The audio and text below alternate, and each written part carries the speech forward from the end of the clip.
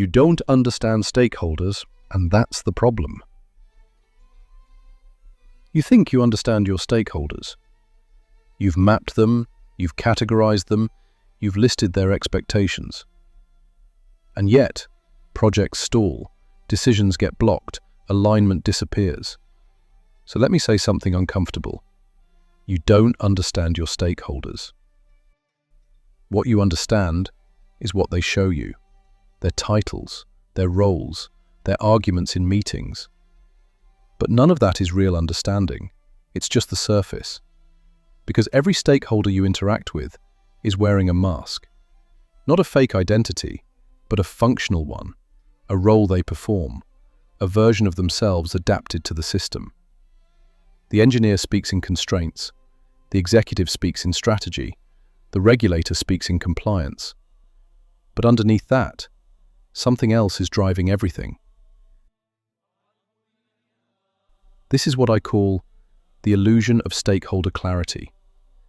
Everything looks clear on the surface, roles, positions, agreements. But underneath, nothing is truly aligned. Stakeholders don't act based on what they say, they act based on what triggers them. A delay triggers anxiety, a risk triggers defensiveness, a loss of control triggers resistance. These triggers are not random, they come from something deeper, what they value, what they fear, what they're trying to protect. And here's the problem. Most teams respond to the argument instead of understanding the trigger behind it. Let me show you what this looks like. We were in a meeting. A key stakeholder kept pushing back. This timeline is unrealistic. The team responded with data, more analysis, better planning, and the resistance increased until we realized something. It wasn't about the timeline. It was about control. This project was taking decisions away from him. And once we addressed that, the timeline problem disappeared. That's why you can solve the problem and still face resistance. If you really want to understand stakeholders, you have to stop seeing them as individuals and start seeing them as systems. Systems of behavior. What they say, what they do, what they avoid, what they repeat. Because patterns reveal more than statements ever will.